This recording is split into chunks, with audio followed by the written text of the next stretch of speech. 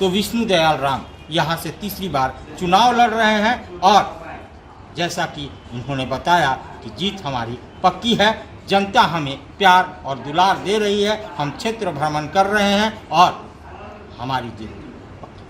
विष्णु दयाल राम, जैसा कि पलामू की जनता कहती है, विकास पुरुष, पुलिसिंग में रहे, झारखंड ही नहीं देश के लिए इन्होंने कार्य किया और सरकार की नज़र इन पे पड़ी और इनको रिटायरमेंट के बाद पलामू के लिए लोकसभा प्रत्याशी बना के विकास तो हुआ है, इसलिए लोग विकास पुरुष कहते हैं। आइए हम विष्णु दयाल राम जी से बात करेंगे, क्योंकि मोदी सरकार ने तीसरी बार विश्वास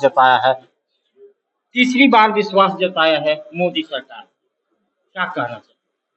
नहीं, इसके लिए निश्चित रूप से मैं देश के यशस्वी प्रधानमंत्री आदरणीय नरेंद्र मोदी जी, देश के संगठन महामंत्री आदरणीय BL संतोष जी, राष्ट्रीय अध्यक्ष आदरणीय JP नड्डा जी, यहाँ पर प्रदेश के अध्यक्ष बाबूलाल मरांडी जी, प्रदेश संगठन मंत्री कर्मवीर जी और क्षेत्रीय संगठन मंत्री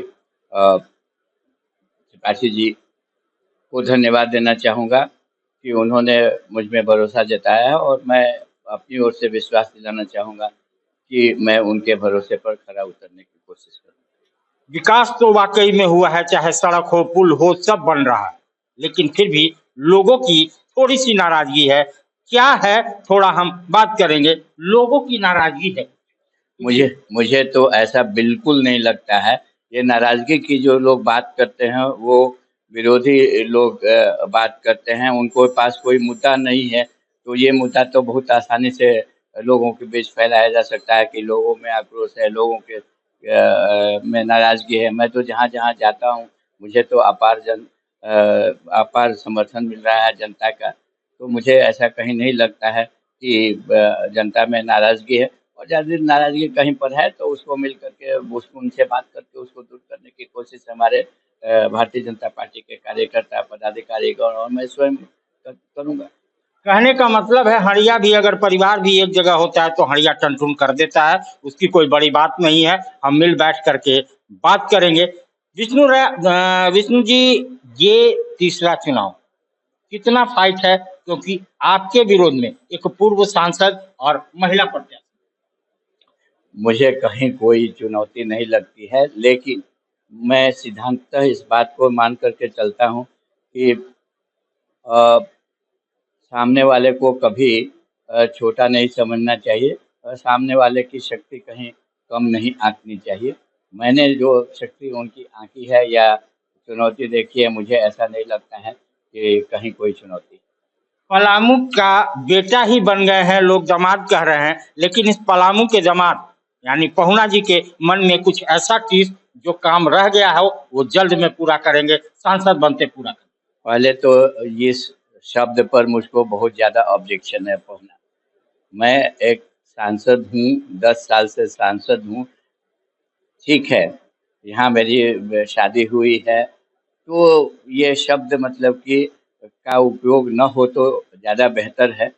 और जो चीज़ें मैं करना चाहता हूँ भविष्य में वो ये है कि हमारे दोनों ज़िले पलामू संसदीय क्षेत्र के पिछड़े जिलों की सूची में आते हैं। इन जिलों को पिछड़े जिलों की सूची से निकाल करके मुख्य धारा में जोड़ने के लिए मेरे द्वारा प्रयत्न किया जाएगा और साथ साथ यहाँ पर कल कारखाना स्थापित हो, रोजगार के नए अवसर मिले, इसकी भी मेरी प्राथमिकता रहे। भवनाथपुर आपके पाइपलाइन में, थोड़ा सा उसके लिए। भवनाथपुर में अमृतसर कोलकाता इंडस्ट्रियल कॉरिडोर हम लोग चाहते हैं कि उसका हब भवनाथपुर बने। भवनाथपुर में इसका हब बनने से निश्चित रूप से लोगों को रोजगार मिलेगा।